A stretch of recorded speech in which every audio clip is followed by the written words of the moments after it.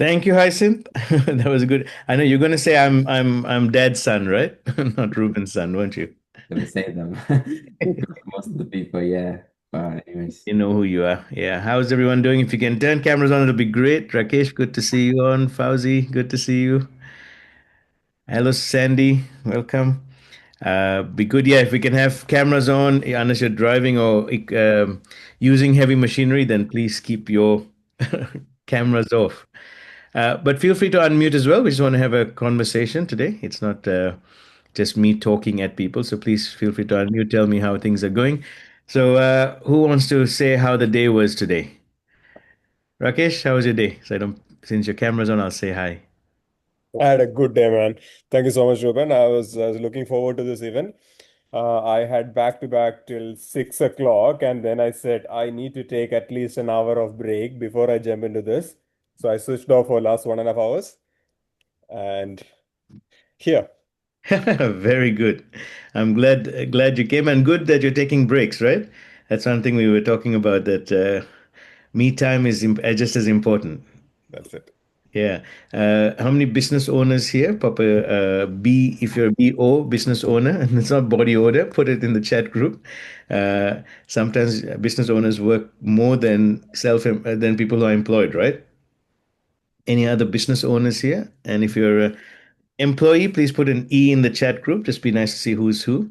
Hello, Aniko. Good to see you, Tina. Raj. Hello, Ross and Hiromi. Hello, Beth. Wonderful. My wifey's on as well, coming back from the gym. Didn't get to go to the gym today. I was preparing. Um, if you're an employee, put an E in. If you're a business owner, Fauzi is a business owner. Fauzi, how do you take time for yourself, or are you like Rakesh? And sometimes what I used to be like no time for myself. Yeah, no time. No, I did today. I went to the gym. That's my me time. Good girl. You went in the Yeah. morning. I go in the morning before the kids wake up. That's a good discipline. Either they wake up late or you are an early riser. Not an early riser. It's my only time. You've done well.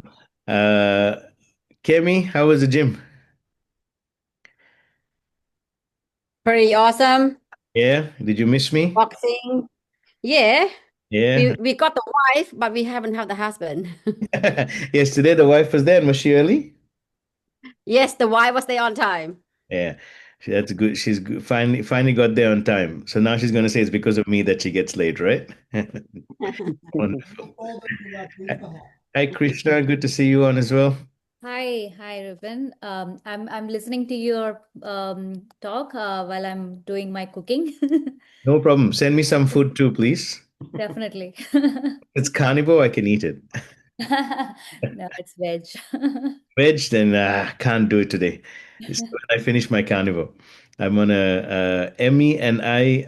Emmy's not on yet, but she'll be on in a few minutes. She and I are on a 28-day carnivore eating plan. Has anyone heard of carnivore? The carnivore eating? No? It's Is That's it that's keto? I mean that's kind of natural for me. I don't have to call it as a separate diet, but I only eat meat. it's but you can only eat meat and nothing else. Meat and fats and eggs Oh, and maybe that's what dairy we and cheese. call keto in is it keto or different Similar to name? keto, but keto allows you to have vegetables. This doesn't Okay. have allow you to have veg. So yeah, so far it's been good. Taken out the inflammation. It's reduced about 3, 4 kilos now for me in the last 2 weeks, and Emmy's also seen a huge difference for her and a lot more energy and some good stuff. So encouraging others who want to join us to come in and join us as well. Um, Beautiful. Let's get started. There she is. Speak of the angel. There she is. Let's get started. Thank you guys for being on. I think there are a few more. We had about 30 that said they're coming in. So if you know anyone that's meant to come in, please remind them. But I do want to honor the ones here and their time. And again, thank you, Hyacinth, for such a great talk as well. Um, and yeah, let's keep it interactive. Please feel free to write questions out as well. Love for it to be more of a discussion, which will be wonderful. And so I'll do a bit of presentation. Hello, Ross and Hiromi. Did I say hi to you? Didn't hear Rossi. It's been a long time since I've Ah, seen. hi, Ruben. Hi, Ruben. Hi, everybody. Hiromi did a great job of dragging you in. I mean, inviting you in, sorry. Yeah. So, and look, it's good for even I know you guys don't have parents, but you are parenting a lot of people and leadership. So this is an excellent one for people who are doing leadership, not just with their children, but those who do have children as well, young children, older children, adult children. So I want you guys to put in the chat group, like, what are your age groups of your children? Just put some age groups down. Like mine are between 25 all the way down to 8. What are the age groups? I've got adult children, teenage children, and young ones. So I've got 9 in total, and loving each moment with them. But also the challenges is interesting. So it'll be interesting to see what sort of you got an 8-year-old, 7, 8.5, 6, 16, 23, 7, 4, and 8. All right, interesting. So lots of different age groups. What are if you can write down, be interesting to know if everyone has a similar challenges. Does it get better when they get older? Yes or no? For those who have teenage kids and older. Beth, that was too quick, Beth. No, yeah, it's a new challenges, right? Can we know? So it doesn't get easier when you get older. So we need to. That's why we need parenting from the time we're young, understanding parenting skills and how that works. And also, are there other anyone here who influences others? Like you feel like you're a parent to others, and they don't have to be younger than you, but you might just not just be leading people, but you're kind of parenting, fathering, mothering people who are not your biological children necessarily. If you are, kind of put a yes in. So Fauzi, that would be you as well. Uh, Bet my dad used to say, "Small kids, small problem; big children, bigger problems." Okay, all right. Um, Interestingly, yeah, that's interesting. Yeah, okay. I won't say much, but I want to give a little shout out to my mom who's here as well. Let me actually stop the screen for a moment. So, and I'm going to spotlight my mom. So everyone just say hi to mom. So we call her Amma, although her name is Rohini. I call her Amma. So mom, and this is Heavenly in between. Heavenly's do a big wave. Heavenly's youngest. She's our 8-year-old, and Emmy is. I think Emmy has now joined the family. Not I think she has. So she's now. So now I got kids up to 30. How old are you, Emmy? 30 something year old. I'm going to manage you too. And so mom was the one who actually, she's been a school teacher for over 50 years. She taught a school, and she's the one who actually started in this whole program around. She wrote a book called Awesome Parenting. And when I decided to do some parenting, when people asked me to just run some workshops, it just took about 4 years for me to actually go ahead and do it. And I started the first one in June. This is our second one that I'm super excited about. I just realized that mom had pioneered this. Mom talked about something that she said about positive parenting. So, Amma, you want to just mention what positive parenting is and just say hi to everyone here? Hi, everyone. Well, parenting can be a very challenging exercise. So if you are someone who has read about what parenting is like and what it should be like, mostly we can take some very good examples from the Bible where when they do something extremely, unacceptable and not quite nice, instead of yelling at them, we could kindly and nicely, positively redirect them, saying, well, that wasn't so nice. Maybe we should do it this way. Like children are always running and jumping and climbing onto furniture. And most parents are yelling at them, stop, don't do this, don't do that. And again, we are using very negative words, don't do this, don't do that. Instead, if we say, we walk inside the house, we sit on our chairs. And how about if you try doing that? And that will make a difference in the way they start telling themselves, as well as maybe they have younger siblings or even older siblings, and they will start using those positive words, which will make a big difference. I have tried it even with my husband before he passed away, and it worked. So I think it should tell you a story about how you can be, 70, 80, 90, and yet you can be positively redirecting them. And that's another big problem in this world, where carers, people who look after the older people, they abuse them. They use harsh words on them. And that's not very nice. And that's not acceptable. So positively redirecting behavior, outcome is fabulous. It will give a wonderful result at the end. And if we start it at younger age, so much the better. Okay, that's my. Thank you, Mom. That was amazing. It's Mom's birthday on Thursday, so anyone want to shout out and say happy birthday to her? She's only 25 apparently, so I don't know how I'm the age I am, but yes, she's got 13 grandchildren, two children, me being the only son, and I think my sister is on. Rubika, are you on? There's the daughter. There's my older sister, Rubika, for those who don't know her. And some of you do, some of you don't. So yes, lots of happy birthdays for Mom as well for Thursday, and Mom brings a lot of good things that she shares with us, which I really really appreciate, and it's really great having that wisdom in the house, and that we can grow from and learn from as well. So part of the legacy is that we want to be able to teach and change the way we do things.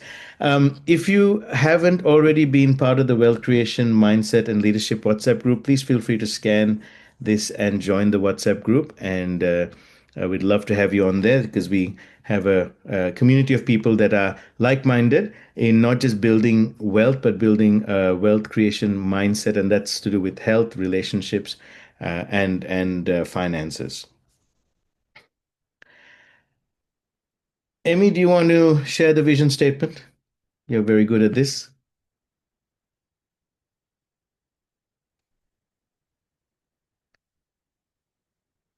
You'll have to unmute.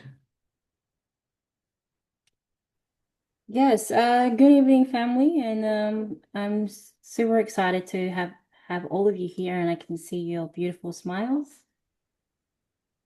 So the vision statement for Capture Your Purpose Academy, CaptureYourPurpose.com. The vision statement is to raise a generation of kingdom-minded leaders who live with clarity of purpose, create sustainable wealth, and live a lasting legacy of impact. At Capture Your Purpose Academy, we equip individuals with kingdom principles, practical strategies, and a supportive community so they can live their legacy, not just live one. So that says to live your legacy. So start living now instead of leaving one. Amen. Beautiful. Thank you, Emmy. That is brilliant. And guys, we use this word kingdom. I don't know if anyone has heard that word, and some of you have, some of you may not have. Is these principles that I like to put around the word kingdom, because I believe that we come from a created from God who lives in a different dimension, different dominion and domain to us, and has his own kingdom. And when we begin to understand those principles, they really have sustained and helped us. So I guess a lot of what I share comes from that perspective that has helped me. Yeah, so We want to talk on the topic today of parenting with purpose, leading with clarity, and creating sustainable wealth. So, if you're in the right room, could you pop a 888 in the chat group so that I know that we are all on the right track? And I recognize it's a Monday. We've just started the week, but I want to just encourage you that it's a good week and it's going to be amazing, right? And hopefully, some things from here we can have a conversation, discussion. I'll share some things, and then we can have a discussion and see how this has helped and is helping you as well. I don't have all the answers. I'm sharing my journey, but hopefully, all of us can, at some point, as we share together, do things together, we can learn from one another, and our strengths compensate for our weaknesses, right? So, I want to start by that's a lot of eights, Em. You're all excited. I want to start with some challenges and see if anyone resonates with this. So, some of the parenting challenges that we have in this world right now, and whether that hits home. So, one is time poverty. How many of you feel as a parent that you're time poor, right? Don't have time for things. Parents are stretched between work, side hustles, and kids. Guilt often comes from not being present enough. Do you ever have that feeling that I wish I had more time with the children? I'm just rushing from one place to the other. I got a few heads nodding. So I'm going to put four things down, and then I want you to put a number in or numbers in of what kind of connects with you. Competing values. Do you struggle with the fact that society pushes material success and achievement? And maybe you have to keep up with the Jones, if you like. That's a kind of statement that we say, keep up with the Jones, keep up with the latest things. Is there a struggle, parents struggle to instill purpose, character, and faith while balancing those pressures? How do we bring in, do you often have your children coming home and saying something, they go, where did you get that from? That's not part of our value system. That's not part of our faith base. Where did you learn this from? What about digital overload? Is that something that's a challenge for parents today? Screens, social media, and online culture shape children's values faster than parents can. Are we unable to keep up with the things that are happening online? There are a lot of mentors online, right? Including in the form of games, not just people, in the form of even people who are doing the wrong thing and and pretending to be something they're not. And are we able to keep up with those things, or is there digital overload? Parents feeling outpaced and sometimes powerless. Do you feel like broken family rhythms, work life imbalance erodes family traditions, meal times, and intentional conversations? So, again, this is a little bit vulnerable, but please feel free if you're comfortable to share what you think you, as a parent, or even as other parents in terms of one, two, three, and four, which of those, put a number in or numbers in, which of those are really something that you struggle with? I know three has been a bit of a concern for me at times. Yeah, Beth, you're on it as well. Um, what about for others? What are some number or numbers that are really concerning you? Two and three, competing values. Yeah, that's a big one. Yeah, one, time poverty, you know. That is also another big one. Okay. And yeah, so that's something that just again, I'm stating a problem, but there is a solution to it. So don't get too bogged down in it, but something that we need to be aware of, right? Is there anything else that I haven't added there that you think should be added? Please feel free to unmute or just type in. Is there something else there that is a challenge for parents today that you can think of? Probably the only thing I can add to that is feeling like we're not leading well, we're not parenting well. Feeling like we're failures in that the way we were parented, we can't parent our kids. Yes, kids seem to know more than you. Yes, they think they do, but I've got a way you can be ahead of them. All right, so stay tuned. All right. Wealth, financial challenges. Thank you guys for responding. And let's look at some of those challenges. And do any of these pertain to you? Living paycheck to paycheck. Many parents feel trapped in the cycle of working hard but never getting ahead. Do you feel like, and that can include paycheck to paycheck, can include owning your own, running and owning your own business as well. Fear of uncertainty, rising costs, housing, schooling, groceries that create stress and scarcity thinking. So these are we always feeling like there's always costs, more and more expenses, and it's never ending, right? And so it feels like there's never enough money to go around. What about short-term survival versus long-term legacy? So focusing on bills today makes it hard to think about investments, inheritance, or legacy building. What about lack of financial literacy? Most parents weren't taught wealth creation principles, so they repeat cycles of debt and overwork. So, again, of these four, can you pop a number, one or more numbers in that you may say, hey, I really connect with this. This is something that's a issue for me or someone I know. And again, we're being vulnerable, but hey, we're parents here, right? We came here to go, hey, we want to balance our parenting uh, side of things as well as our wealth creation and our living out in purpose, right? So some have got two and four. So fear of uncertainty, lack of financial literacy. What about others? Anyone else sensing like this could be a challenge, or is there a challenge that we haven't written here? Because remember, this is a conversation, so happy to hear a new conversation. One and two, living paycheck to paycheck, fear of uncertainty. Thank you. Four, lack of financial literacy. Yeah, there's a few of that. Uh, One and four. Okay. So that's interesting. A lot of fours. Okay, about financial literacy and wealth creation and how those principles help us. So it's an interesting challenge that we're not passing down to our families because we're in a cycle that we don't know how to break out of. So we're looking at some alternatives. So there's good news in all of this, all right? Um, how do we as parents create a balance between parenting and wealth creation? Could the key line purpose and leadership, and that's kind of what where I'm coming from today, is just saying, okay, we've got these stressors, we've got these challenges. Do we have an alternative? And so could it lie in purpose and leadership? So I'd like to open and invite maybe one or two people to unmute. And maybe I'm going to start with Rubika because I know her and she's one of our leaders here. Is what do you think could be the other keys? Are there anything else that could help us? Do you recognize that those challenges we talked about, yes, they are there?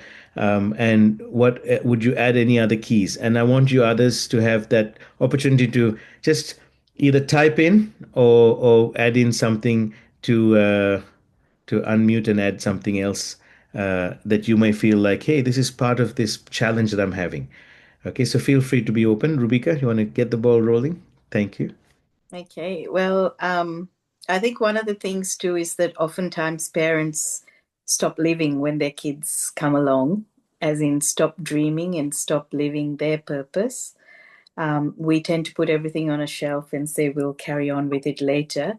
And I feel that that's one of the biggest issues because then children don't have a role model, really. They're going out there to find another role model because they don't know how to live life. Oftentimes you hear teenagers say, oh, I've got to do all of this now because when I get older, there'll be more responsibilities and I won't be able to do what I want to do. And that's not true because mum was one of the biggest inspirations to us because we grew up with her. She was running her school. She was doing what she needed to do, living her purpose, even, studying, coming here and doing her degree at the age of 40 and continuing to inspire and inspire us and push forward into the things that she knew God had for her. She didn't put those on hold just because we were growing up. And so we grew up with her. And I think that's really great. But even for myself, I think sometimes for a while, I had forgotten that, got all caught up with bringing up children and all of that, that I forgot to live that dream alongside of them, because that's how they will also find or remember to live, continue to keep living their legacy, their dream, so that their children would follow suit as well. Hmm. Very interesting. Who else would agree with that? That we feel like we've got to put our lives on hold when our children come, or even when we have people that we are helping, and then all of a sudden feels like, oh my God, I'm not living what I need to live. If you agree with what Rubika is saying, want to put a 555 in the chat group to say, hey, yes, I agree with that. That's something I've had to face. I know I was challenged with that when I started having children, but I thank God that I think maybe sometimes it's easier for men than for women. And again, without painting a broad picture of gender, but I think that is certainly something that as moms you will struggle with a lot more. So I love the fact that for my sister, I call her Akka, which is older sister. So I love the fact that Akka actually um, remembers mom in that way, that she was around us. And it was interesting. I was just thinking about that because when I was preparing for today, I was around the dining table downstairs with the children as they were doing their homeschooling, and we were just kind of interacting, and I was shushing them every few minutes. They were asking me something because I couldn't think and do this, even though I can multitask. But it was just being nice being around them. Then stop, give them some dinner, and then just have that connection point with them. So I love the fact that you remember that. What about anyone else who has another thought about what could be the key? And I think one of the things you've said is, hey, just keep doing what you're called to do, but be around the family as well and be able to do both, and don't put your life on hold for the kids, and then later on have those regrets. Anyone else? Joseph, I'd love to hear from you, bro. I think you've got some good wisdom and insight into what do you feel sometimes are the challenges parents might face, and what could be the key around it? I've written here purpose and leadership. Rubika has talked about not giving up on your dreams while you're parenting. Joe, what about you? Um, one of the things is, I suppose, outside influence, whereas now we're living in a technology based society, I'd say. And I think the kids know a little bit more than us when it comes to that. It's very hard to try and monitor. And like I said, how do you stop outside influence, and stick with it, and just making sure that they're not being influenced by things that's going to lead them astray from their God-given purpose, like you mentioned, I suppose a good example of that recently was the guy who killed, you know, um, Kirk, so it was like he was from a Christian home, but once he went to uni and all that, so it's how do we do that? And for myself, is we just started reading a book about prayer, the effectiveness of prayer, so part of that is also bringing your kids up in a certain way, but it's also believing that what you're teaching them, and yeah, and knowing that it's going to be a foundation. Is that the word I'm looking for? Yeah, foundation for them, is to make sure that they stick to that foundation. And yeah, well, Beautiful. that's what I. Thank you, Joe. I appreciate that. That's really good. So, and if anyone else has any thoughts, like I said, I want to keep it as a discussion base as well. Please feel free to throw it in. Let me put one more slide up. That's a little bit of challenging news, but again, it just gives us that opportunity to, as we think through the challenges, be able to say, okay, what can we rise? We can't fix what we don't know exists, right? And we can be frustrated about problems, but what if we can come to terms with it and say, oh, not I'm not the only one who has it. There are others who are going through this as well. So where the two intersect between parenting and wealth and the challenges we just talked about, parents outsourcing parenting to screen schools because of work. Right? Has that become a society? And Joe, you kind of said that before, Joe, that we become into a very technologically based society. So are we outsourcing our parenting to the television, to the internet, and whatever that brings us, or even to school? Are we angry with our children when they come home from school, and angry with the teachers, but not realizing that they're parenting our children more than maybe we get time to? Okay, and of course, with whatever challenges they're going through in life. What about stress over money spilling into family life? Are we having that happening where the children don't understand and they're not part of the issue, but they're already being part of the arguments and the anxiety that mom, dad come home with. Families are involved. It maybe sometimes even single parents, and there's this stress that comes along that's saying, "Oh my gosh, am I facing this problem? And am I bringing it into my family? And how do I sort that?" And it's not a common problem that happens all the time. What about children growing up copying a survival mindset instead of an abundance mindset? Are they seeing mom and dad? Are they seeing the parent figure at home, just making it through? Just the what's the word? Surviving. That concept of just surviving. What about parents forgetting that how they model wealth stewardship is more powerful than what they teach verbally? Okay. So, of these four, what's most speaking to you about this intersection between the parenting challenges and the wealth creation challenges? Would you pop it in the chat group? One, two, three, four. You can put more than one number in. What is something I just want you to think through by responding? You're kind of putting something in there. Fauzi, one and three. Yeah. Fauzi, can I know it's the first time we're doing this online with you, but yeah, good girl. Thank you. Mhm. Tell us more. What's Um, that when you can see one outsourcing parenting to screen schools because of work and children growing up copying a survival mindset instead of abundance? Those are the two you've put. What does that mean to you? Look, I think because I'm trying to run my own business, finish my studies, I feel like I've been doing one a lot more just to get a bit of headspace. I know it's not a permanent thing, but I do notice I've been doing that.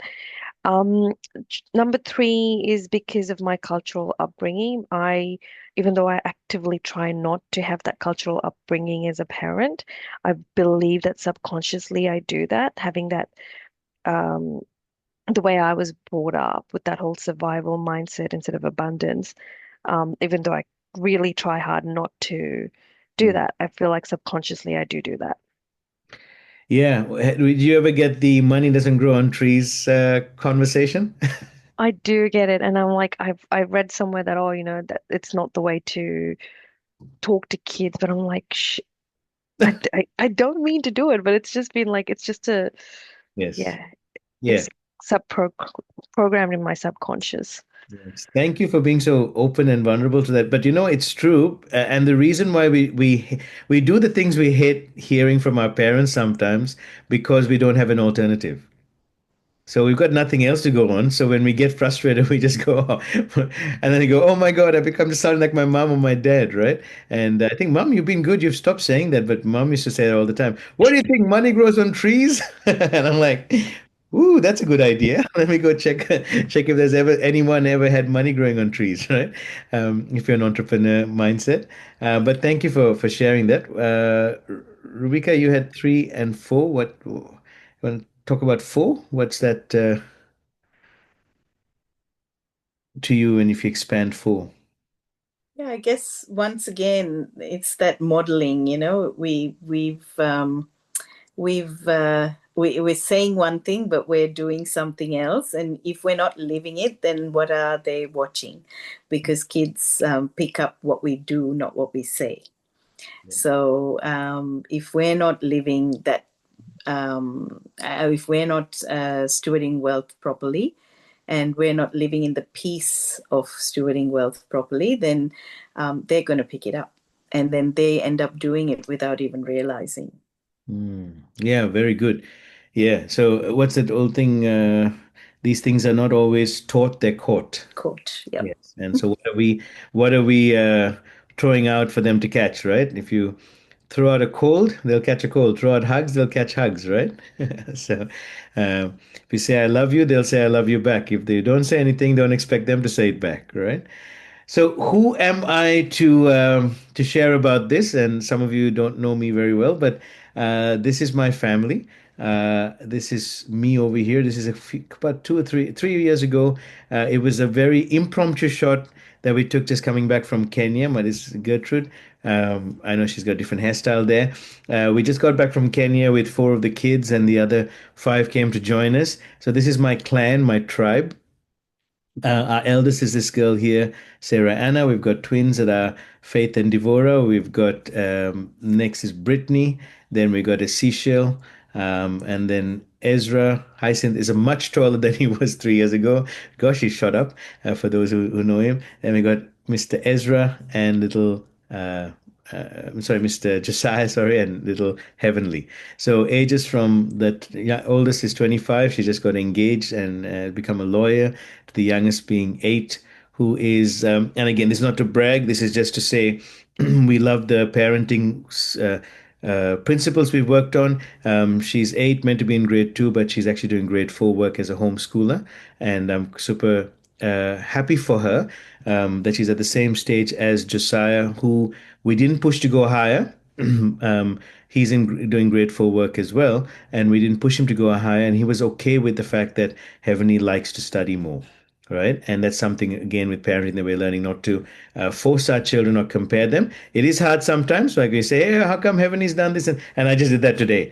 Josiah was doing his homeschooling, and he was a bit upset about not being able to get something. I said, why are you struggling getting this? Because I felt he was a bit whingy, and I think he could probably hear me in the background. And he was just trying to get some attention. And I said, how come it's been easy for Heavenly to get this? Why are you struggling? Like, what's going on? Because I felt like he was just using it as an excuse. But I should have stopped and asked him what's happening. Why are you feeling? But you know how we parents sometimes are in the middle of something, right? And kids don't know how to pick the best times to get us. I'll give you a clue because there is no best time. But they know how to pick the worst times, right? And there's always a worst time because you're always in the middle of something, right? So this is just my family. Wanted to let you know that I've made a lot of mistakes in parenting, and it's from those mistakes I've learned. But I've also learned some great principles, and I've had some really amazing mentors and coaches, including my mom and my sister and my wife, and a few of our church family mentors who have really taught me and challenged me on my parenting skills. Culturally, like I don't know if Fauzi could probably agree with this and some of the others, but I was taught to be a dictator, not a facilitator. Parents here, how many parents here have been taught to be dictators, and how many of you don't even know what we're talking about? Fauzi, what do you reckon? Are we taught that? Yeah. How does it work? Does it work well? No, not with this generation. Absolutely, right? Because they have an internet to go to, they have Yeah. mentors to go to outside of us, and so if Yeah. back in our day, we didn't have the internet. So if whatever our parents say goes, right? I don't know how many of you would agree with that. And I think that's every culture, right? I hear Sandy's nodding her head. Damini, would you agree with that? That's like in our day, we had to listen to our parents because we didn't have. And if you go to your neighbors, they'd say the same thing, right? Listen to your parents. What they say is right. But all of a sudden now we got this whole internet stuff that's happened in our generation. That if the kids don't, if we don't like what we're saying, they can go to the internet and find somebody who is saying what they like, and that person suddenly becomes a mentor to them without any character behind them, knowledge of character, right? Then Yes, absolutely. Absolutely. But I do tell them, I do tell my older daughter, sometimes she tells him, Mama, I don't trust you. I don't, you're giving me the wrong information. wow. And then I tell her, okay, let's ask ChatGPT. So, so she does go and look up into it. So then I say that I am your mother. As long as you've checked on ChatGPT first to make sure your answers are going to be right. Yeah, no, I tell her, I said, I came first, I was born first, then ChatGPT. So, Uh, how old is your girl? she's 9-year-old. Okay. I hope she'll keep remembering that. That's beautiful. Yeah, I'm getting there slowly. I love that. So a little bit more about just from me in terms of just you guys getting to know me for those who don't, and some of you who don't know me, maybe there's something new you learned today. Like I said, I've got 6 girls, 3 boys from ages 25 down to 8 years of age. I retired out at the age of 36, so 13 years ago, out of the rat race of the work-life balance. I actually don't agree with this whole thing about work-life balance because I think that we're chasing after something that's really hard to keep. So I kind of work on what are my priorities, what are the things that I vision and purpose, what are the things that I want to achieve, and how do I not the word balance is probably wrong. How do I function in that and be the best version of who I am? And that includes being a amazing parent. So I don't have to choose number one, number two, number three. I don't have to choose something at the expense of something else. And so that's really helped me by having a clear vision, which I'll talk about in the coming slides. I've had over 25 years of marriage and parenting experience. Got married when I was in 2000, when I was 24 years of age. And then I had a failed marriage after 10 years and five children that taught me many lessons. And I spent many years just blaming the other person and blaming my older children's mom rather than just taking responsibility for some of my issues as well. And sometimes I still have that little blame thing creep up. I had a conversation with my amazing son the other day, and there was some stuff I didn't like, and the conversation was like, "Oh, that's because of his mom." It's easy to kind of blame rather than take responsibility. And I've just learning to not do that, become aware of it, and say, okay, there might be some stuff there, but how do I interact, and how do I explain stuff? And if I feel hurt, how do I say I'm hurt directly to my children? And if I want to have a conversation with them. So and I thank God for Gertrude. Most of you know her. She'll be jumping on in a minute. Just came back from the gym and she's super hungry, so she's eating and listening and telling me how much she loves me on text messages. Nah, she's not doing the third one, but I know she is.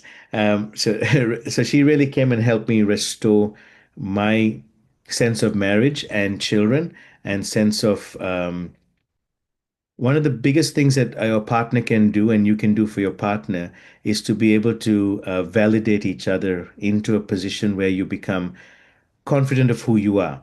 So initially, I needed Gertrude's validation so much because my mom and my sister went through the divorce with me and the marriage breakup and the pain and the stress. So it was hard for them to just say, "Hey, we know who you are." They kept reminding me, but we were walking through it. And I just loved that when Gertrude came into my life, I couldn't trust a woman again, but she brought that trust and she validated me into this place of you are a great father. And I had to come to a place where I had to believe that I'm a great father to become a great father. So maybe a principle I could help leave with you with the experiences I've had is you've got to believe that you're a great mom. I love like when Damini says, I'm your mother. I was born before you. Like that sometimes we might be saying it and hopefully children aren't in the background listening, but in our minds we're going, oh crap, I really am a terrible mom or dad. I really am a failure, right? But we're saying something different because we're trying to fake it till we make it, right? Rather than faith it and say, hey, I actually believe I'm a great dad. And I know one of the things that really helped me with my children and restoring the relationship with the ones from my first marriage was being able to say, I'm a good dad, I'm here for you, and I'll always be here for you. And if you need me, I'm here. And then having boundaries that were healthy boundaries around that. So the key that I learned and I'd like to share with you, and hopefully some of this will help you. And then again, it's a discussion. There might be other things that you might add as well.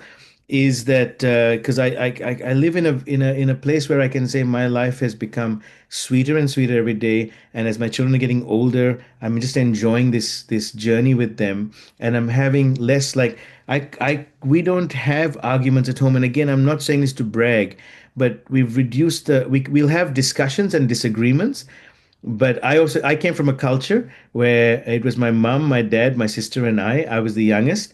And if you wanted to be heard and come from a Sri Lankan background, and I grew up in Nigeria like Fauzia, we just found out, Akka, that Fauzia also grew up in Nigeria. Woohoo, come on. And so in the north, you were loud. So if I wanted anything, if I wanted to be heard, I had to be loud and interruptive and angry, right? I don't know if anyone else grew up in cultures like that, but I did, right? And so we were just like someone jumping on top of the other and speaking. And so Gertrude came from a different culture where you were soft and quiet. And she taught me a little bit about that because I really loved that culture of just, we can be quiet, patient, not jump to conclusions that that the kid is doing the wrong thing because they're quiet, they're probably up to mischief or something, and just start using the opposite words and start recognizing them as who they are. They're not just little people, but they are people, and they have a vision and they have a purpose and they have dreams, right? So the keys that helped me was living from purpose, which I'm going to delve into three principles next. Having a clear vision for myself and my family and my legacy, and rising as a leader that is a facilitator, not a dictator, and a leader, not a manager. So I didn't have to micromanage everything. and don't have to be OCD about everything. Because I was feeling like I did have to, and everything had to be perfect, in place, in proper, everyone had to be well behaved, and was like, oh my God, I can't believe. So even the other day, I had some a few months ago, sorry, we had some visitors that came home, and I told one of my children, I asked them, would you please bring a drink for auntie? In our culture, we still, want to call our elders aunties and uncle, and we don't expect everyone to do that, but we're happy with that. We don't make our children hug people. We say to them, would you like to hug uncle or auntie? Would you like to hug this person if you feel comfortable? And we say it loud enough that they're hearing. So whenever someone says, oh, come and give me a hug, and I say to my children, if you're comfortable, you're welcome to it, especially the younger ones. Why? Because we live in a society that we need to protect our children and not just push them into saying every person is safe. All right. And again, I don't know how much you guys would agree with that or disagree with that, but that is something that's very fervent on my mind, is to protect our children when they're young, and as they get older, to give them that opportunity where they don't feel like when they get older they have to be close to every single person. They can also choose, but they can do it politely, and they can still honor people, and they can do things respectfully.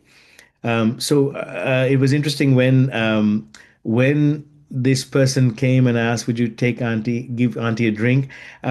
He just brought the drink in his hand without a tray or a saucer or anything. And I said, "Would you bring some cake?" And he brought some cake. That Rubika makes some amazing love cake, and he brought it and did not bring any napkins. And in my mind, I'm going, "Oh my God, what is going on?" And then I realized, hang on, I haven't taught him. That's not his fault, that's my fault. And so rather than getting angry with him in public and shaming him, is just had got up, did the rest of the serving, and then after the person left, I said, "Hey son, hey daughter," called them both and said, when we serve, this is how we do it. And then going through that conversation rather than the past is getting upset. And I found that has brought a lot of peace in our home. And hopefully that'll help you in some of the principles I'm going to share. Parents today face the pressure of wanting to provide financially and be present emotionally. How many feel that's true? You want to be present, provide financially as well as be present emotionally. But often in chasing wealth, families lose connection, and in focusing only on parenting, they miss out on building a sustainable legacy. What if we could align both parenting with purpose and creating wealth with purpose, so our children inherit not just money, but they inherit values, vision, and destiny? Now, this is a very powerful statement, and I'd just like to, before I cover the most important section of this workshop on just some principles that I feel are really uh, dear to my heart that have helped me in the last 25 years of parenting. How many of you here would agree with this on a scale of 1 to 10? Right? 10 being totally agree, 1 being nah. And I'm perfectly fine if you don't. Would this be something that I could put words around what you're feeling and then what you would like to see happening? On a scale of 1 to 10. And again, you can put 5, you can put 1, you can put 10. I don't mind. It doesn't disturb me. It just gives me a place to work from. Wonderful. I'm getting lots of 10s. I must be on the ball. So parents today face the pressure of wanting to provide financially and be present emotionally. And that's really good that you as parents want to do that. A 5 is like, yeah, maybe, maybe not. And thank you, Patrick. Good to see you jumping in from Kenya. Bless you. But often in chasing wealth, families lose connection. And in focusing only on parenting, they miss out on building a sustainable legacy. Okay, and M said this at the beginning. We want to not just leave our legacy. We want to live it. Because what's the point of leaving something if you haven't lived it? Your kids won't know what to do with it, right? So you want to live and not just leave it. What if we could align both parenting with purpose and creating wealth with purpose? So our children inherit not just money, but values, vision, and destiny. All right. So let's look at 3 principles based around that. Most of you have, put up above 5, so an 8, 10 for most of you. So let's look at this principles that I've learned that I'd love to share with you. The first one is, do you know your purpose and vision?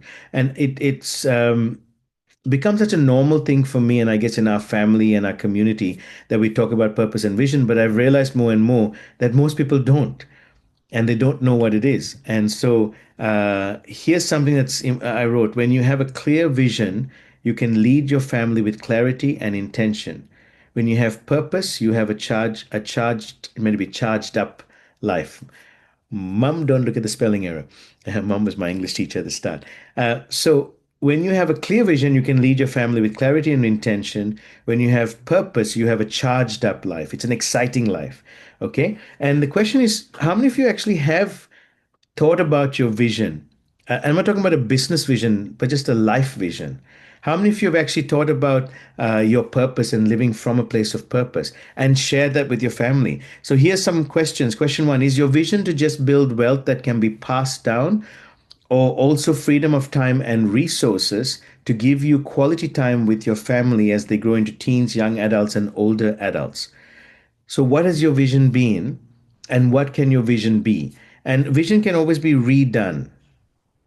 About 20 odd years ago, when I had the first three children, getting to the fourth one, I remember writing on a green sheet of paper. I still remember it was a green piece of paper I printed out and laminated and had my personal vision statement, my personal mission statement, and it just helped me start to line up what my thoughts and vision was, because I knew that when I was as a 24-year-old getting married, I didn't know where I was heading, and I'm still learning. And I'm realizing with my children, I need to give them a place where they can start to head towards, because we didn't grow up in a society that taught us that we were just taught to go to school, get an education, get a job, and get a mortgage, and then start again, right? And go around in circles, right? So how do we get to this place where we're building something that's greater than just uh, the end of the journey of retiring? Question two: are you willing to write down your personal vision statement and share it with your family around the dinner table and bring them into your vision? Like, how many of you talk about it with your family? I'm sorry, I'm going to have to do spell checks. This is bad. Obviously, you can see this is not ChatGPT. This is Ruben, the Rubenager writing.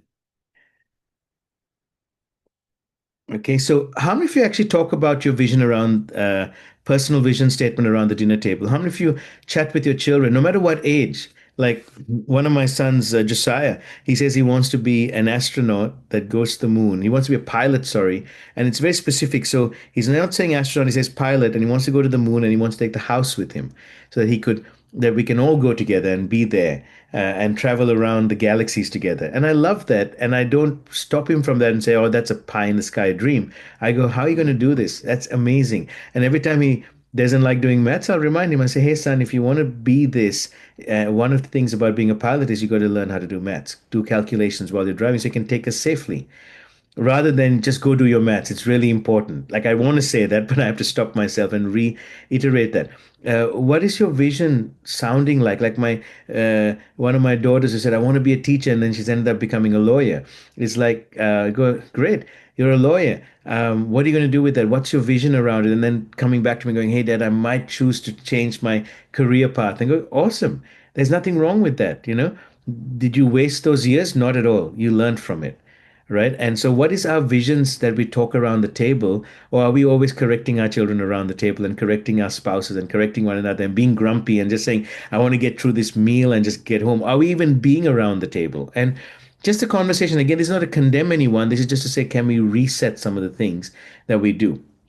And again, anything I'm sharing here is stuff that I'm doing or have done, and not something that I've not done, but just kind of thought it was a cool idea to share with you. So it's things that I'm seeing fruit in my own life. Have you invited your significant other and teenage and adult children to share their dreams, visions, and purpose and have constant chats about them, making time to empower them?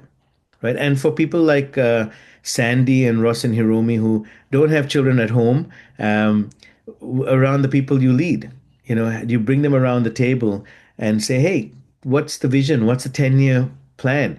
What's the next 12 months look like? What are you purposing? And it's great questions.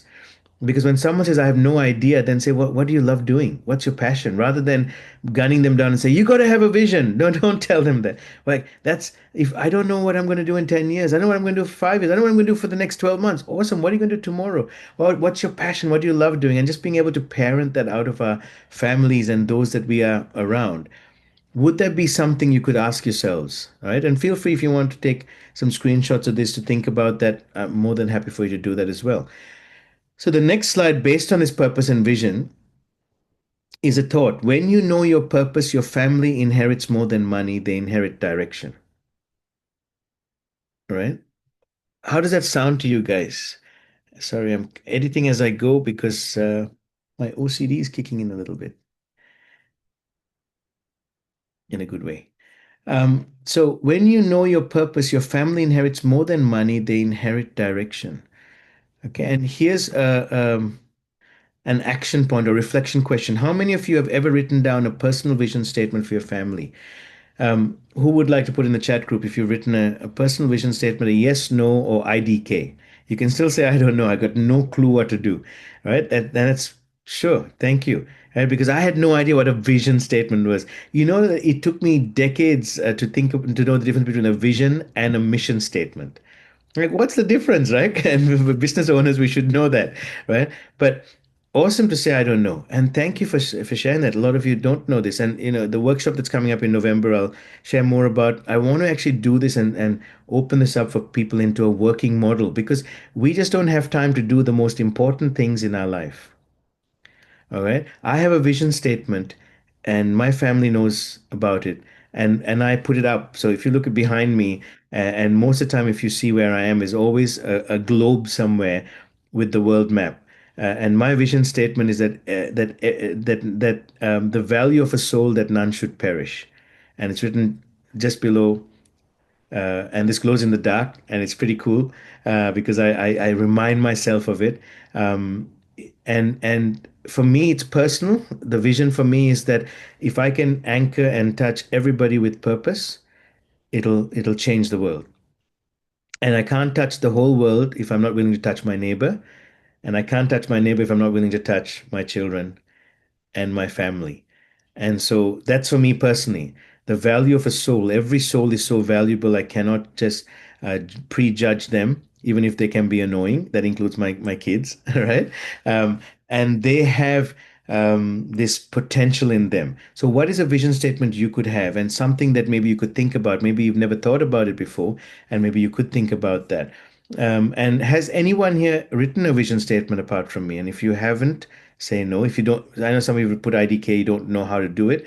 But what about people who get the vision statement, they have never thought about writing it down? And again, it's okay that you haven't, but here's some amazing things. Thank you. Got a couple, one person saying no. What about others? And if you haven't, it's good to write it down to the point where you breathe it in. This is who you are. This is, and it's part of, and it connects to your passion. Because I want my children to know what I'm so passionate about. I want them to know sometimes when I say, hey, sorry, dad can't play with you right now, or dad can't take your text messages to my adult children, or dad can't come out today, that they know why, right? Damini, that's awesome. I love that. Do you feel comfortable to share it? It doesn't have to be perfectly in perfect. Uh, you don't have to go look for it, but in your mind, what's your vision statement? It's actually between me and my kids that we normally discuss it on the table and we talk a lot. My kids do have very soft spot for the kids, for the small kids, and my older one talks a lot about helping kids who are vulnerable, who can't afford. And for me, I have a very soft spot for women and for the kids.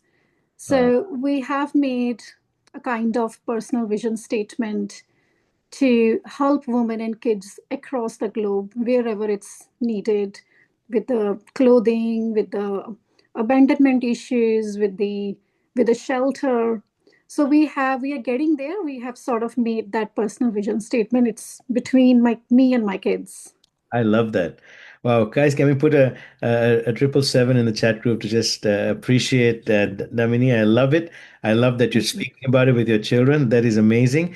Because next time we tell our children we're too busy or we can't afford something, we're not taking them along the journey. But what if we took them along the journey?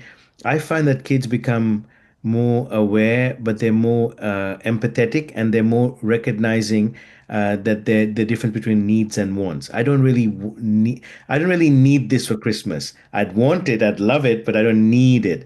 And there's this difference that comes. Let's go help somebody instead, and that's really beautiful what you've done. And it goes back to this anchor thought: when you know your purpose, your family inherits more than money; they inherit direction. And you've just shown that with us, Damini. Thank you. Thank you. Beautiful. Principle two. So, it's got three principles I want to share with you guys. Oh, Mom Carol's got a mission statement. My mission is to help people, including my family, with what I have been given through giving to support them. Beautiful. And I know, Mom Carol, I know you well, that you share that all the time, and you extrude that from with your family as well. So, number two, principle number two, shifting the relationship with money from scarcity to abundance. Now, this is important because a lot of people said scarcity is one of those things in our mind that we grew up with. A lot of people are nodding their heads when Fauzi and I were having that conversation about scarcity, and how do we change that. So, shifting the relationship with money from scarcity to abundance, from greed to generosity, and from an imposter syndrome to an inheritor mindset. This is something I had to do, and it's something I still continue to do, because you're never perfected in this, because we have a lot of stuff we grew up in. We also still hear things in the world. Like, how many of you have heard that the economy is amazing right now? Nobody, right? It's a lie, because you go, that's a lie. If you ever hear on the news we are in the best economy right now, you're going to go, that something's wrong. But if you hear, every time you hear this is the worst time we've been living in, inflation is so high, economy is high, it's so hard to pay our debts down. How many of you would agree that's the worst economy we've been living in so far, right? Now, everyone will put their hands up. Why? Around the world, right? Because that's what we've been conditioned and listened to. And that's that scarcity mindset, right? What if we change it up? Like, when people say to me, we're living in the worst times, I say, we're living in the best times. And I'm not faking it. I actually believe that. And from believing it, I've seen the fruit of it. Even when challenges come, we've seen the fruit of rising up. And I love that both my wife and I are in sync with that, and our children are getting in sync with that too. And beginning to say, rather than saying, I can't afford something, is how do I afford it? Right? I can't buy that new car. Now, how do I? Like today, I was telling my son, someone has generously helped us with a second car, because Emmy's car got stolen a few months ago, and we needed a second car. And so someone generously helped us just with a second car for a short term. And I was saying to my son, Hyacinth, who was the one who introduced me at the beginning, he's getting his P plates next month, and I'm so excited about it. I'm so happy for him. He's such a great driver. I always tell my kids when I'm teaching them how to drive, if you catch me falling asleep in the car, it means you're a good driver, right? And so he early on, I started dozing when we used to take him all the way to Mornington and back, which is about 30 minutes, 45 minutes one way for his soccer training. I started dozing in the car, and I'm like, hey, this guy's got to a place where I'm confident, I feel comfortable to not be as alert as I would normally be as a parent. But I said to him today, I said, Hyacinth, if you keep the car clean, even though it's a very old car that was generously given to us to use, I said, God will give you another car to steward, a better, newer looking car, right?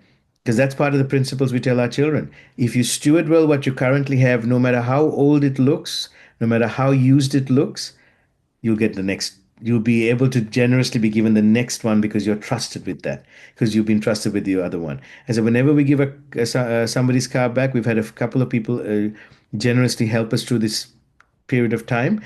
I've said to our family, let's go wash it, let's go polish it, let's go vacuum the inside, give it back better than how it was given to us. How many of you think that's a good idea? I think it is, right? Moving from scarcity to abundance, from greed to generosity. I had to learn to not stop being greedy for money and start being generous. There's this amazing thing, and I don't know how many of you would agree with this, but the more you give away, the more you have, right? And it's a proverb in the Bible that I really love. It says there's this, and it actually says this. It's a strange thing. It says there is one who keeps and accumulates and has nothing in the end, and there is one that gives away and gains everything. And so it's this principle that time and time again, mom and dad taught us, just by being generous, not just with money, but with time and with food and with room. People could come and stay at home. I would get kicked out of the room sometimes, and that was super okay because mom said, "Hey, we got to look after the guests." And she still, I didn't feel like I was being rejected. We would have food like in a small house that we had before we moved into our current house. Tiny kitchen. Mom cooked for thousands of people over the last 30 years that would just come in. People just not someone just knock on the door and say, "Hey, Amma, I'm really hungry. Here we go, food." It's literally like that. And mom would just go to the freezer, take something out if she hadn't cooked, and boom, just learn to do it. So are you willing to give? And she never said, "Oh, this is just enough for the family." I just cooked for the family today. She always cooked more than enough, that there was more than enough. Now, I'm not telling everyone to do that. I'm just talking about generosity, giving. Every time I feel like, oh my gosh, the money's being hit here and I need more, I give more. I just give more. Because why? I realize that if not, I'm being greedy. And you might say, how can you be greedy when you just have enough for yourself? Well, that's greed. Because when I keep thinking I just need enough for myself, I need to think beyond that, right? And from an imposter syndrome to an inheritor mindset. The imposter syndrome is the worst syndrome that I've met in my life. It is something that most of us have, where we say, "I'm not good enough. I'm not worth this. I cannot afford this. This is beyond my understanding and my IQ." Rather than saying, "I'm an inheritor." Like I have an inheritor mindset. And I might not know everything, but I'm going to, right? When I learn new things in life, like 2.5 years ago, I learned about cryptocurrency. And that time when we started getting, I was like, oh my God, how am I going to learn this stuff? But if I said that, I would never have learned it. Instead, I said, I'm going to learn something new because the digital world I need to be aware of. And I tell you what, the first 16 weeks of with my trainer, I was like fried brain. You can ask my wife, I'd finish the training for two and a bit hours and I'd sit next to the bed with my phone in hand, trying to actually do the next step. And I'm like, I'm going to bed. I can't even understand this.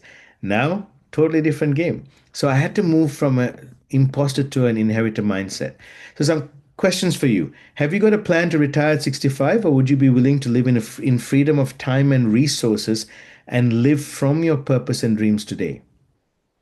Like, have you got caught up in this whole mindset that you have to wait till 65 and there's a magic number, and by 65 you can retire and then you can go live your dreams?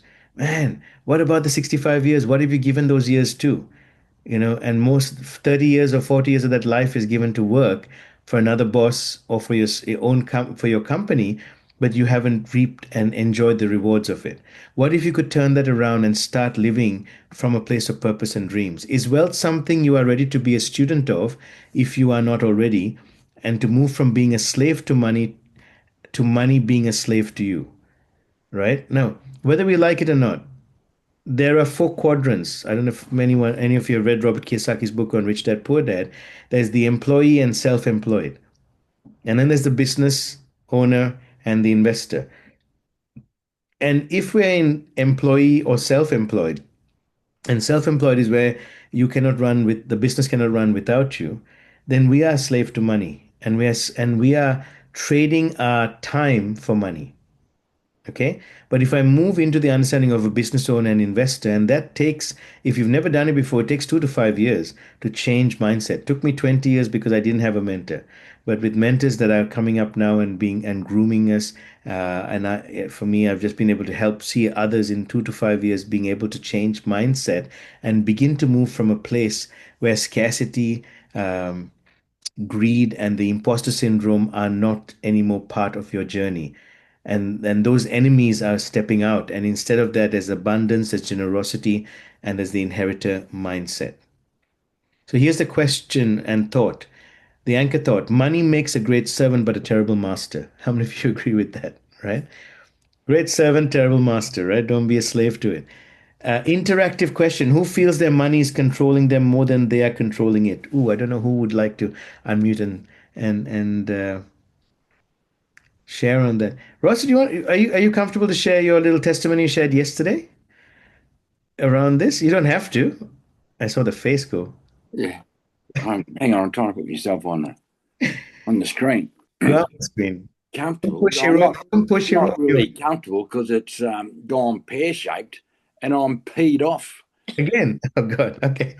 So I better not share. Okay. Like I'm coping. I'm coping.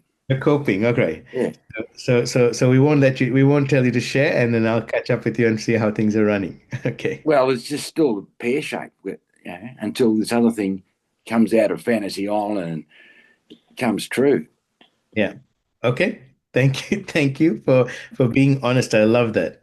Um, Anyone else feels like they could share on this? Who feels their money is controlling them more than they are controlling it? Who feels like that? And if you feel comfortable to, unmute and share. Just want to give that an opportunity before we finish off. Got a couple more slides and we're done.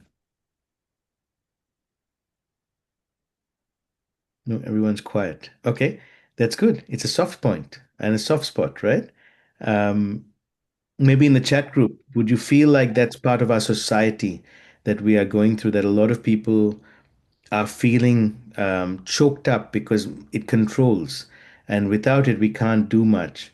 And if you feel like there are others that you know, and even yourself might be going through it, feel free to pop a 333 in the chat group, or pop a 666, because 666 sometimes sounds like a bad number, right?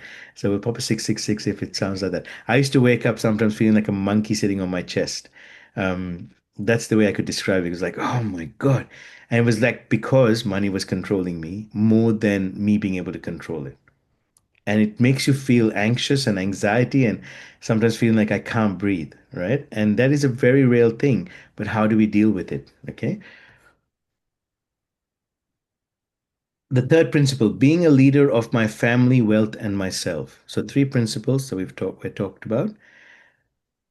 How do I be a leader of my family, wealth, and myself? Accepting that I'm first a leader of myself and then of my family, community, and circles of influence gave me a choice to take responsibility for my vision and purpose and to rise above my challenges and face them with new certainty and hope. So I would love you to write this statement in the chat group. I am a leader of myself first. Right? It's a long statement, but if you would do that, that would be really, really great because it's powerful, right? I am a leader of myself first. And so it's taking that responsibility of recognizing, hey, I choose to be a leader and of myself first. Before I can lead others, I need to be able to be willing to lead myself. And part of leading myself is educating myself, confronting issues, not sweeping them under the carpet, finding solutions for them, and making changes, right? So I'd love to see others write. Few of you have written, thank you.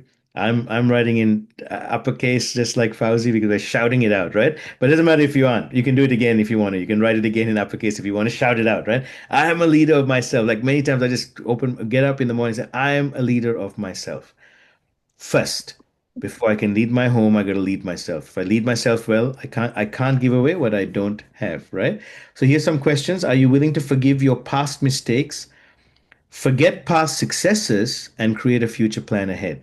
And I want you to answer that in the chat group, yes or no. But I want you to think about that first. You got to be willing to forgive your past mistakes because a lot of times we can't move forward in being leaders because we're always about the past. Okay, I struggled with moving forward and connecting with my children for a long time because I wanted to explain to them my side of the story when the divorce took place, and just years would pass by, and they were too young, and I couldn't, and the feeling of injustice done to me and my story, right? And then when they got older, it was like, Dad, don't worry about it. We're okay now. I was like, man, but I didn't get to explain, and then I had to get okay with that, right? So I had to forgive the past and whatever had happened there. Many times I had to ask my children, even till today, please forgive me for not being present. Even if it wasn't me feeling that it was out of my choice, I still needed to apologize to them because that wasn't their decision. Forgive me for being, so I had to forgive myself of my past mistakes. What about forgetting past successes? Because sometimes we can live in our past success. Who's ever done that? Lived in your past success, and you can never get to the next stage of success because you're living in the past. You're reveling in the past. 10 years ago, this happened. 20 years ago, this happened. 5 years ago, this happened. And you can't get to the new success because now you're sitting in the old. Okay. and be willing to create a future plan. So I want you to put in the chat group if you're willing to do this in capitals, yes. Okay, and it's a very serious one as we're coming to the end of this conversation. And thank you for really appreciate the time over these 90 minutes that we're having together. Are you willing to forgive your past mistakes, forget past successes, and create a future plan ahead? Because before we can actually create something, we've got to be willing to get rid of the past and not pretend it wasn't there, but forgive what's in the past, and then forget the successes because successes don't make us successful. It's our mistakes that make us successful, right? We learn more from our failures than we do from our successes. Successes are there for us to enjoy, okay? Your past was not your fault necessarily in the way you were brought up and influenced, but your future is your responsibility to change and bring out the best you were created for. Do you agree and are you willing? No, I am kind of taking a little bit of liberty here to say, hey guys, we've tracked for about just over an hour and a bit together, and maybe I've taken some liberty to say, I'm going to speak to you directly today and into your very soul and say, your past was not your fault necessarily. How you were brought up and the influences you had, but you can't use it for your future anymore, right? I can't say because mom and dad lived in a scarcity mindset that therefore I can't live in abundance.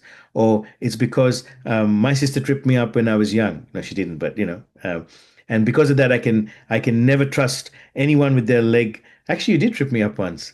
With their leg crossed over. I just had a memory, right? Now, so I can't, you can, or my school never taught me financial literacy. And that's why I'm the way I am, right? Now, recognizing it, but being willing to say, yes, it's my responsibility forward now. There's never a such time as too old to learn. Like, mom is 77 tomorrow. Sorry, mom, said it, done it. You can chase me later. Sandy, how old are you? 77 as well, right? Look at these two darlings. And Sandy is on our crypto class from 2.5 years ago, learning. Right? That's crazy stuff. Like no one's got an excuse, right? Yeah, let's gotta give her a hand for that. It is very, very amazing, right? And she's always learning new things. Like I just set up my school platform and I said, everyone download who's in my inner circle membership, jump in, download the app. And Sandy's like, I can't do it. What's wrong? What's happening here? I go, don't worry, you're learning a new thing. It's okay. And then, the one who gets there quicker than everyone else is Sandy D. All right. And I love that. Okay. But it's because I believe one of the things Sandy has done and mom is doing, although mom doesn't listen to me all the time. So I'm just trying to kind of figure that out. If someone can help me parent my mom, let me know how to do that. But for good things, of course. You have to be willing to take responsibility for the future. And I believe, Sandy, you did that. And I really appreciate you for that. And I believe a lot of you are doing that in that willing to take responsibility for your future, even though the past was not your fault. Okay. Have, you couldn't have been in charge of everything that happened in your past, especially growing up. So here's an anchor thought for this last of the three values. We can't lead our families if we aren't first leading ourselves. Leadership starts with owning our mistakes, learning, and stepping into the future we're designed for. Okay. I'm going to pause there for a minute and just open up to my beautiful queen, Gertrude, to share a little bit of parenting thoughts from her side. So, Gertrude, just as we finish off,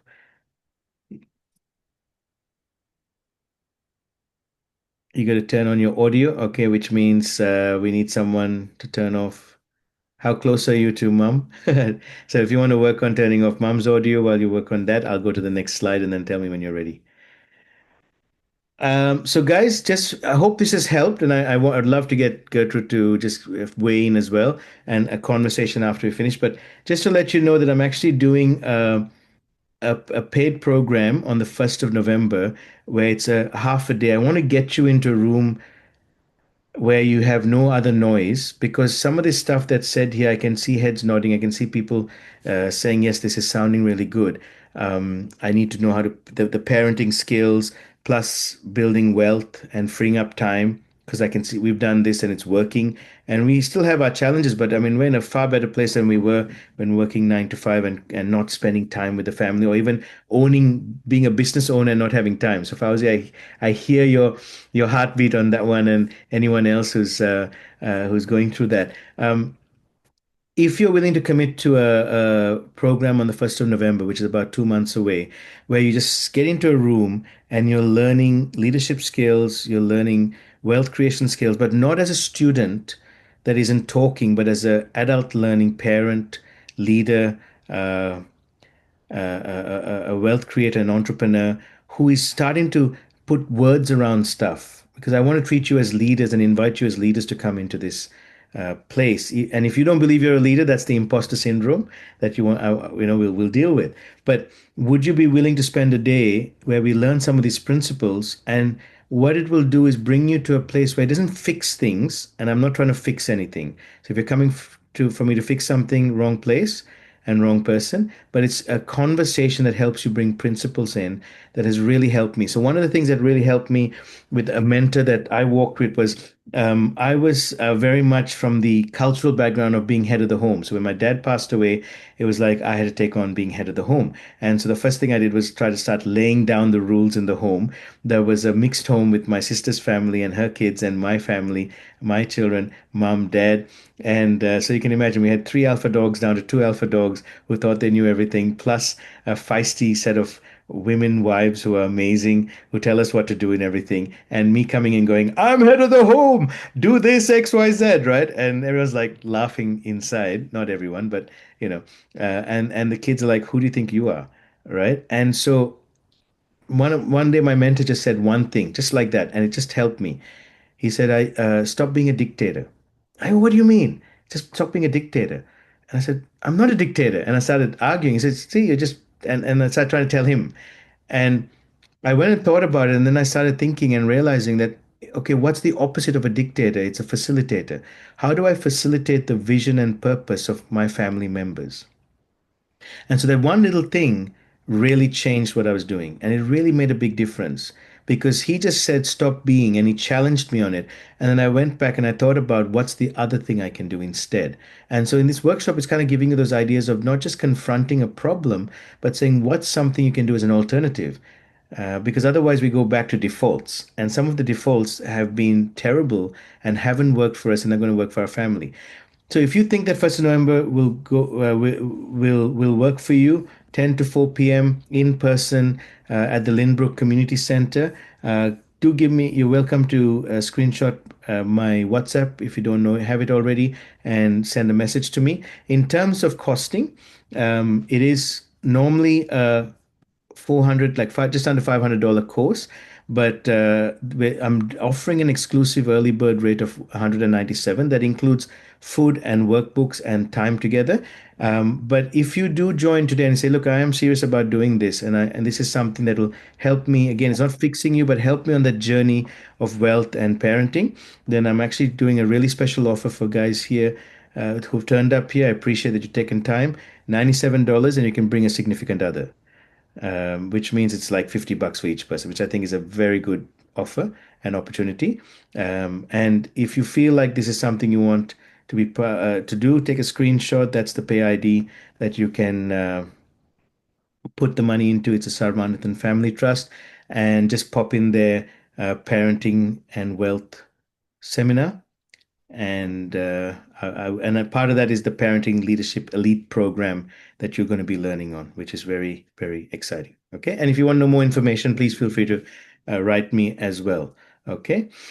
Uh, Gertrude, honey, would you like to share something in conclusion? Hello, can you guys hear me? Loud and sweet, yes. Yeah. Yeah, so the session has been really good. Like parenting is always not easy. And I feel like we are like we are trying to do something that to make sure that we are doing the right thing. But sometimes it's not like the right thing. It's about how you understand your children and you understand the purpose of their lives. like for us, when we understand what the kids are doing, their purpose, what they are passionate about, and the journey that we walk with them, it's and how do we understand the journey is spending time with them. If we don't spend time with them, then we don't know, we don't know what their purpose is. We don't know what their passion is. We don't know what they like doing, So we try and second guess ourselves.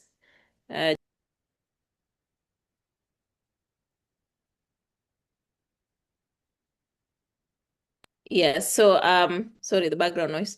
Yeah, so for us it's a journey that, like we made a decision to spend time with them, and we found that, even including them in everything that we do, we find that they learn a lot, especially even when we go for business meetings, that we feel like, oh, this is just a business adult, like it's a business meeting. But we found out that when we took them along with us, even when we travel outside Australia, and when we travel and brought them with us, we found out that they pick a lot of things. And one day, Josiah, like we went to, for those who understand crypto, we went to one of the sessions that were teaching about crypto. They were teaching about what's that digital asset that we were learning. What was the name? The name just escaped my mind. And we found out that they were actually drawing some things. They came back home, they took a paper and they wrote what NFTs. NFTs, yes. So they came and say, "Oh, this is my NFT. It's worth $1 million." Oh, and then Josiah said, "Oh, I have a Bitcoin. Look, I have 10 Bitcoin." And if you look at the value of 10 Bitcoin, that's a lot of money. So we found out that they actually learn a lot when they are with us, because sometimes we think, oh, we have just to leave them at home so that we can go to these places. But if you bring them along, at least you're spending time with them, and at least also you are like they are learning something. They're not just coming along, because they are like sponge. They can even understand more than you understand, because their mind actually, like, is, they adapt things quicker. So I found that it's really impressive. So like we spent time, even though we were on a business meeting, but we had to ask for special permission. Can we bring the kids? Of course, and they said yes. I said, can we bring them in every journey that we go? I said, yes, you can bring them. Can you bring them on a cruise? Yes. Can you do a safari? Yes. So we had to ask for that, and they were allowed to come in, and they learned a lot, and they came home, even reminded us what we had forgotten. So they said, Mom, remember we saw this? Remember we learned this? He said, oh yeah, that's really good. And like them, like meeting other people and having that conversation with them, because sometimes we feel, some people told us that when we do homeschooling, they will be feeling so isolated, like they're not going to be social. But we found out that they're even more social than what we expected, because sometimes we have to shush them out. But you see, they're interacting with people, they're talking, they're asking questions as well, and their questions they're really very good questions as well. Like it's very raw. So when they come and ask that question, then you think, the question is very raw. So why didn't I even not think about that? Their innocence of it. So working at the journey with them, we also learn a lot from them. We learn a lot. We learn peace, because they're very calm, they're very innocent, and it's not about getting it right. It's about understanding them. And how do we understand them? Is spending time with them, because even for them not to spend time on their iPad and stuff like that, we have to have some time where we say, okay, so no phones, come, let's spend some time together, and they come and they enjoy it. It can be also, let's cook together, let's do some gardening together, let's do this together. So you're still on your assignment, you're still doing something, your chores, but you are involving them in everything, and they feel empowered, because someone told me it's a power of choice, right?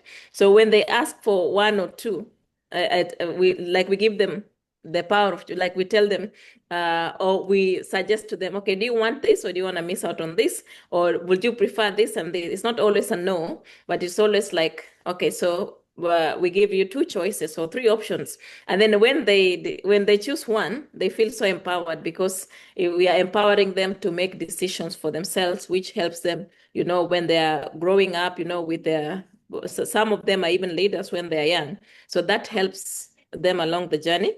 So I feel like parenting is a big thing, especially when we are creating wealth as well. Like, how do we create wealth and same time spend time with kids?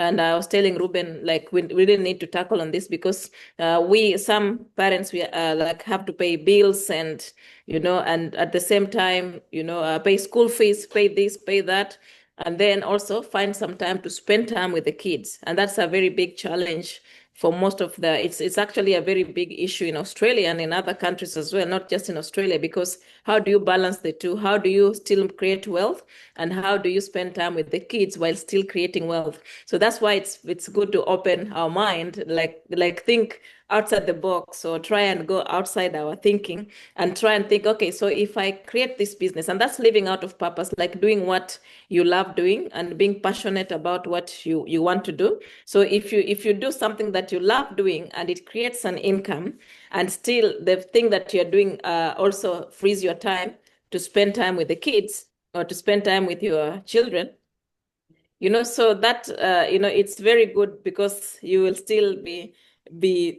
balanced, like you'll be hitting both. Yes, I'm earning an income and I'm still spending time with the kids. So that's our like my end goal is actually to be able to create wealth and also spend time with my kids. But the creation of wealth that I will be doing is the one that will free my time completely, so that wherever I do, I go with my kids. So I'm spending time with kids and still imparting their lives with what I'm learning and also learning from them. Yeah, thank you so much for that. Amazing. Thank you, my darling. I really appreciate that. Guys, can we give her some love? Yeah, I got a few love coming out on that, and it's been great. One question just before we finish, honey, is being a blended family, and you coming into me having had five children and into a place where there was a lot of tension in the previous marriage partner. How did you how did you handle that? How did the kids handle that with you, the relationship when you came into when we got married, what, 11 years ago? Yeah, for me, when I came in with an open mind. I came to understand the kids and also understand the culture and also be myself, right? Like just be first and understand the environment first, and try to.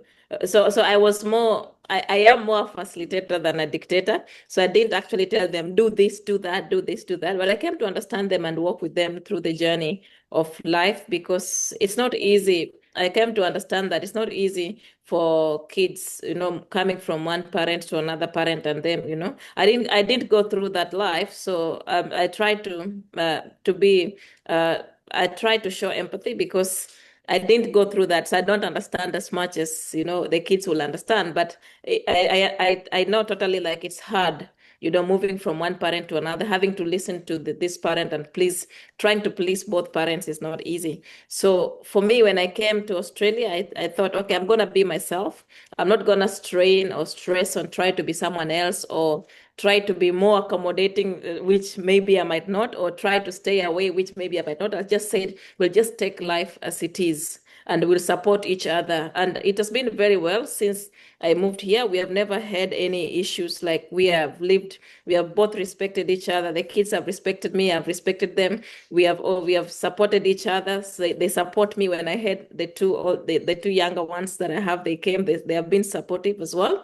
They love each other, and there's a lot of healing that was brought by having the other two kids. And it's more like I came to understand them and I came to be myself as well, not just to like some people will just like let go or and also try to dictate, but I didn't do any dictation or I just became a facilitator. So if we are doing things together, oh, come, let's do this together without judging them and without condemning them, because I will not have understood what they are going through mentally, which is a challenge in this country.